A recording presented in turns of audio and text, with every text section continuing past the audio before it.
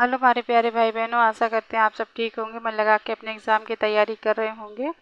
तो चलिए हम स्टार्ट करते हैं 61 क्वेश्चन से। तो हिंदी साहित्य 20वीं शताब्दी के रचयिता हैं, तो ऑप्शन होगा बी सही, नंद दुलारे वाजपेयी। ये कब पूछा गया है? हिमाचल प्रदेश में पीजीटी 2016 में और जीआईसी प्रवक्ता भर्ती परीक्षा में 2017 में। तो अब मतलब कि ये अभी बता दिए इतना, ये अब ये नहीं बताया करेंगे, सिर्फ हम क्वेश्चन करेंगे, ऑप्शन और इसकी व्याख्या। तो हिंदी साहित्य 20वीं शताब्दी के रचयिता नंद दुलारे वाजपेयी हैं। इनकी अन्य रचनाएं जयशंकर प्रसाद, आधुनिक साहित्य प्रेमचंद, महाकवि सूरदास, महाकवि निराला, नई कविता कवि सुमित्रा नंदन पंत, रस सिद्धांत, नया साहित्य, नए प्रश्न, रीत और शैली आदि है। निर्मला जैन हिंदी साहित्य की प्रमुख महिला आलोचक हैं।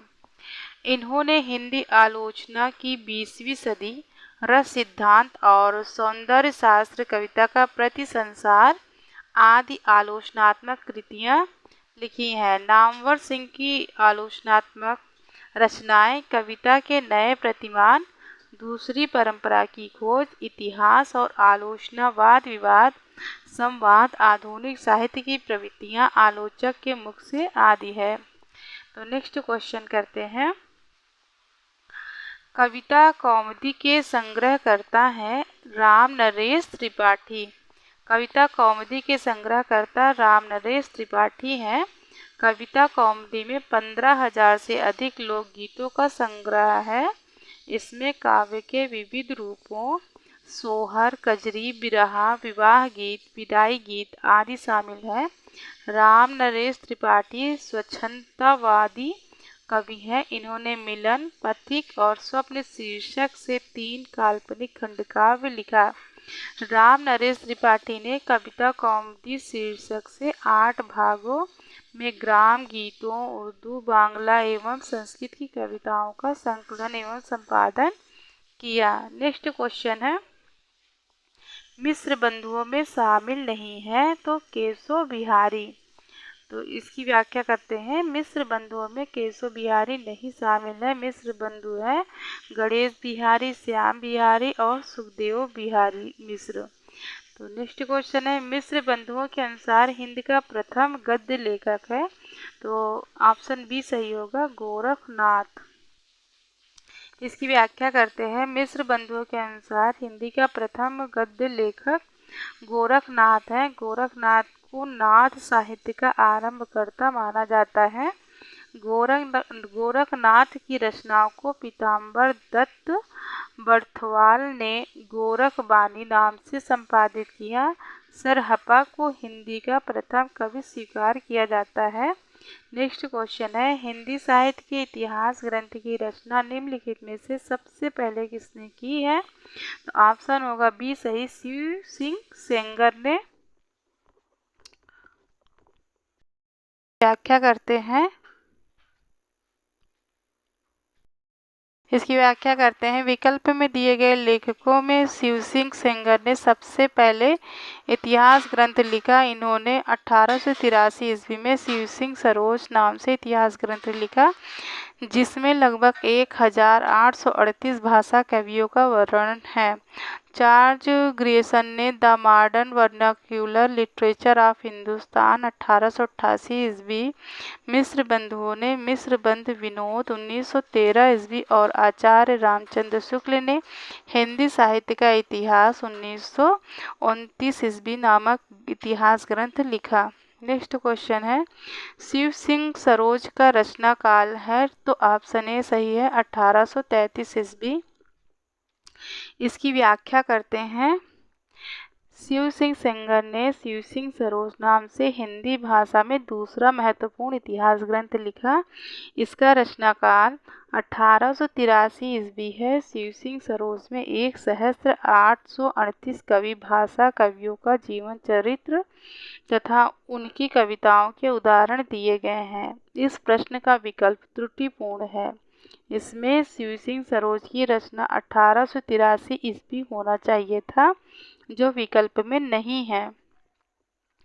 इसलिए 1883 ईस्वी को ही केंद्रीय विद्यालय संगठन ने सही माना है। नेक्स्ट क्वेश्चन है, निम्नलिखित में से किस रचनाकार ने अपना लेखन गद्य तक ही सीमित रखा? तो ऑप्शन होगा सी सही, प्रेमचंद। इसकी व्याख्या करते हैं, मुंशी प्रेमचंद ने अपना लेखन गद्य तक ही सीमित रखा, जबकि रामविलास शर्मा, रामचंद्र शुक्ल, डॉक्टर नगेंद्र ने गद्य और पद्य दोनों विधा में रचना कार्य किए।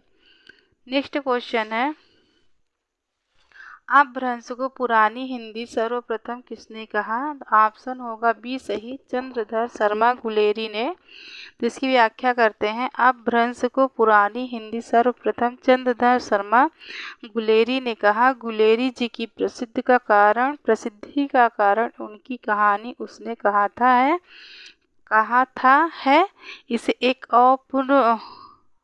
इसे औपन्यासिक कहानी माना जाता है। औपन्यासिक कहानी माना जाता है। कछुआ धर्म, एक मारेशी, मोही, कुठाव इनके प्रमुख निबंध हैं। नेक्स्ट क्वेश्चन है, जैसे पुराना चावल ही बड़े आदमियों के खाने योग्य समझा जाता है, वैसे ही अपने समय से कुछ पुरानी पड़ी हुई परंपरा के गौरव से युक्त भाषा ही पुस्तक रचने वालों के व्यवहार योग्य समझी जाती थी। रामचंद्र शुक्ल का उपयुक्त कथन हिंदी साहित्य का इतिहास के आदिकाल के किस प्रकरण में है? ऑप्शन होगा डी सही, प्रकरण 4। जैसे इसकी व्याख्या करते हैं, जैसे पुराना चावल ही बड़े आदमियों के खाने योग्य समझा जाता है, वैसे ही अपने समय से कुछ पुरानी पड़ी हुई परंपरा के गौरव से युक्त भाषा ही पुस्तक रचने वालों के व्यवहार योग्य समझी जाती थी। रामचंद्र शुक्ल का उपयुक्त कथन हिंदी साहित्य का इतिहास के आदिकाल के प्रकरण 4 में है। नेक्स्ट क्वेश्चन है, आचार्य रामचंद्र शुक्ल ने वीरगाथा काल की सीमा क्या मानी है? ऑप्शन होगा 1000 से 1350 ईस्वी। तो इसकी व्याख्या करते हैं, आचार्य रामचंद्र शुक्ल ने वीरगाथा काल की सीमा लगभग 1000 ईस्वी मूल रूप से 993 ईस्वी 1350 ईस्वी माना है। आचार्य रामचंद्र शुक्ल के अनुसार काल विभाजन इस प्रकार है, वीरगाथा काल संख्या 1050 से 1375 विक्रम संवत है, ये संवत है। भक्ति काल का संवत 1375 से 1700 विक्रम संवत तक है। रीतिकाल संवत से 1700 से 1900 विक्रम संवत। गद्यकाल संवत से 1984 विक्रम संवत। हिंदी शब्दसागर संपादित ग्रंथ है, ऑप्शन बी सही है, श्याम सुंदर दास। इसकी व्याख्या करते हैं, हिंदी शब्दसागर नामक ग्रंथ श्याम सुंदर दास द्वारा संपादित तथा काशी नागरी प्रचारणी सभा द्वारा प्रकाशित किया गया आचार्य रामचंद्र शुक्ल द्वारा रचित हिंदी साहित्य का इतिहास 1929 ईस्वी में हिंदी शब्दसागर की भूमिका के रूप में प्रकाशित हुआ था। हिंदी वैज्ञानिक कोश पृथ्वीराज रासो, छत्र प्रकाश, इंद्रावती, चंद्रावती, हमीर रासो, परमाल रासो, रानी केतकी की कहानी आदि कृतियों का संपादन भी श्याम सुंदर दास ने किया। नेक्स्ट क्वेश्चन है, हिंदी साहित्य की भूमिका पुस्तक के लेखक कौन है? Option D Hazari Prasad Dwivedi. तो इसकी व्याख्या करते हैं, इतिहास ग्रंथ, प्रकाशन वर्ष और इतिहासकार। तो इतिहास साहित्य की भूमिका 1940 ईस्वी में, हिंदी साहित्य उद्भव और विकास 1992 ईस्वी में आचार्य हजारी प्रसाद द्विवेदी के द्वारा ही है। हिंदी साहित्य का आदिकाल 1952 ईस्वी में। तो हिंदी साहित्य का इतिहास 1929 ईस्वी में आचार्य रामचंद्र शुक्ल। हिंदी साहित्य का आलोचनात्मक इतिहास 1938 ईस्वी में डॉक्टर रामकुमार वर्मा। हिंदी साहित्य का अतीत 2 भाग है, फर्स्ट है 1959, सेकंड है 1960, विश्वनाथ प्रसाद मिश्र। तो नेक्स्ट क्वेश्चन है, इस्तवार द ला लिटरेच्यूर हिंदुस्तानी की रचना की गारसा द तासी ने। तो इसकी व्याख्या करते हैं, Histoire de लिटरेच्यूर हिंदुई ए हिंदुस्तानी नामक इतिहास ग्रंथ की रचना गार्सा द ताशी ने किया। गार्सा द ताशी फ्रेंच विद्वान थे तथा उनका इतिहास ग्रंथ फ्रेंच भाषा में 2 भागों में सन 1839 ईस्वी तथा 1847 ईस्वी में प्रकाशित हुआ।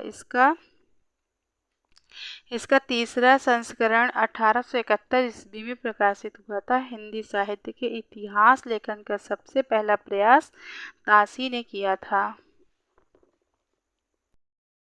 जॉर्ज ग्रेसन द्वारा रचित the modern vernacular literature of Hindustan 1888 ईस्वी सच्चे अर्थों में हिंदी साहित्य का पहला इतिहास ग्रंथ माना जाता है। नेक्स्ट क्वेश्चन है, ग्रेसन कृत the modern vernacular literature of northern Hindustan का हिंदी अनुवाद किसने किया? डॉक्टर किशोरी लाल गुप्त ने। इसकी व्याख्या करते हैं। ग्रेसन कृत the modern vernacular literature of northern Hindustan 1888 ईस्वी में नामक ग्रंथ का प्रकाशन एशियाटिक सोसाइटी ऑफ बंगाल की पत्रिका के विशेषांक के रूप में 1888 ईस्वी में हुआ। इसका हिंदी अनुवाद डॉक्टर किशोरी लाल गुप्त ने किया। इस ग्रंथ को सही अर्थों में हिंदी साहित्य का प्रथम इतिहास माना जाता है। नेक्स्ट क्वेश्चन है, आंग्ल भाषा में लिखा गया हिंदी साहित्य का इतिहास स्केच ऑफ हिंदी लिटरेचर के लेखक हैं। तो ऑप्शन बी सही है, पादरी एडविन ग्रीव्स ने। इसकी व्याख्या करते हैं। स्केच ऑफ हिंदी लिटरेचर पादरी एडविन ग्रीव्स द्वारा अंग्रेजी भाषा में लिखा हुआ हिंदी साहित्य का इतिहास है। यह 1917 ईस्वी में लिखा गया। ए हिस्ट्री ऑफ हिंदी लिटरेचर के लेखक पादरी F.E.K. हैं। नेक्स्ट क्वेश्चन है, साहित्य जनता की चित्रवृत्ति का संचित प्रतिबिंब है। इस पंक्ति के सही लेखक हैं। ऑप्शन सी सही है, रामचंद्र शुक्ल। तो इसकी व्याख्या करते हैं। साहित्य जनता की चित्रवृत्ति का संचित प्रतिबिंब है रामचंद्र शुक्ल। कविता का विषय मनोरंजन एवं उपदेशजनक होना चाहिए, महावीर प्रसाद द्विवेदी। काव्य संसार के प्रति कवि की भाव प्रधान किंतु क्षुद्र व्यक्तिक संबंधों, मानसिक प्रतिक्रियाओं की कल्पना के ढांचे में ढली हुई प्रेम रूपा प्रभावोत्पादक अभिव्यक्ति है। बाबू गुलाब राय। सबसे उत्तम कहानी वह होती है जिसका आधार किसी मनोवैज्ञानिक सत्य पर होता है। प्रेमचंद्र। नेक्स्ट क्वेश्चन है, हिंदी साहित्य के इतिहास को व्यवस्थित रूप से देने का श्रेय किसको है? तो ऑप्शन बी है, आचार्य रामचंद्र शुक्ल। तो इसकी व्याख्या करते हैं। हिंदी साहित्य के इतिहास को व्यवस्थित रूप देने का श्रेय आचार्य रामचंद्र शुक्ल को है। हिंदी साहित्य का इतिहास शुक्ल जी के द्वारा वस्तुतः काशी नागरी प्रचारणी सभा द्वारा प्रकाशित हिंदी शब्द सागर की भूमिका के रूप में लिखा गया था तथा जिसे आगे परिवर्धित एवं विस्तृत करके स्वतंत्र ग्रंथ का रूप दिया गया। नेक्स्ट क्वेश्चन है, भक्ति काल का नाम पूर्व मध्यकाल किस आचार्य ने दिया? ऑप्शन डी सही है, आचार्य हजारी प्रसाद द्विवेदी ने।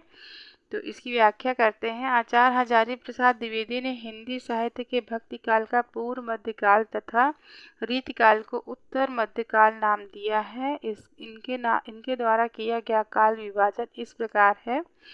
आदिकाल है 1000 ईस्वी से 1400 ईस्वी तक, पूर्व मध्यकाल है 1400 ईस्वी से 1700 ईस्वी तक, उत्तर मध्यकाल है 1700 ईस्वी से 1900 ईस्वी तक, आधुनिक काल है 1900 ईस्वी से अघतन तक। तो नेक्स्ट क्वेश्चन है, मिस्र बंधुओं ने परिवर्तन काल की समय सीमा निर्धारित की है। तो संवत होगा 1890 से विक्रम संवत 1925। तो मिस्र बंधुओं ने मिस्र विनोद में काल विभाजन का प्रयास किया जो इस प्रकार है। तो नाम और समय दिया गया है। प्रारंभिक काल है पूर्व प्रारंभिक काल संवत 700 से 1343 विक्रम संवत। उत्तरा आरंभिक काल है 1344 से 1444 विक्रम संवत। माध्यमिक काल है पूर्व माध्यमिक काल संवत 1445 से 1560 विक्रम संवत।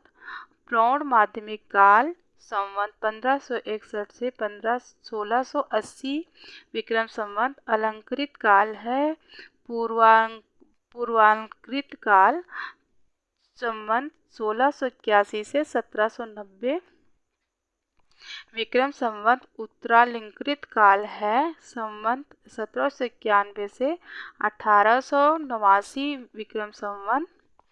परिवर्तन काल है संवत 1890 से 1925 विक्रम संवत। और वर्तमान काल है संवत 1926 विक्रम संवत से अब तक। यह विभाजन भी असंगत है क्योंकि इसमें हिंदी को पीछे ले जाकर अपभ्रंश काल को समाविष्ट कर दिया है। कालों के नामकरण एक जैसी पद्धति पर नहीं है तथा कालों की संख्या भी अधिक है जो वैज्ञानिक नहीं है। हिंदी कोविद रत्नमाला के लेखक हैं, ऑप्शन बी सही है, श्याम सुंदर दास जी। तो इसकी व्याख्या करते हैं। बाबू श्याम सुंदर दास द्विवेदी युग के प्रतिनिधि लेखक एवं आलोचक हैं। हिंदी कोविद रत्नमाला के लेखक श्याम सुंदर दास हैं। इन्होंने हिंदी साहित्य इतिहास से लेकर नाटक साहित्य पर अपनी आलोचनाएं लिखी। हिंदी कोविद रत्नमाला कवियों का संग्रह है तथा रूपक रहस्य नाट्य साहित्य पर लिखी गई आलोचना है। इनकी अन्य रचना गद्य कुसुमावली भी है। महावीर प्रसाद द्विवेदी की रचना है कवि और कविता उपन्यास रहस्य भाषा और व्याकरण। भारतेंदु हरिश्चंद्र की रचनाएं तदीय सर्वस्व मणिकर्णिका बादशाह दर्पण। तो आज की वीडियो हम यहीं पे समाप्त करते हैं। अगर ये हमारी वीडियो आप सबको अच्छी लगे तो प्लीज़ इसे लाइक करिएगा, शेयर करिएगा, सब्सक्राइब करिएगा और अपने प्यारे कमेंट भी लिखिएगा। और कोई सुझाव हो फिर भी आप हमें बताएं प्लीज़। तो मिलते हैं आपसे नेक्स्ट वीडियो में, तब तक के लिए धन्यवाद।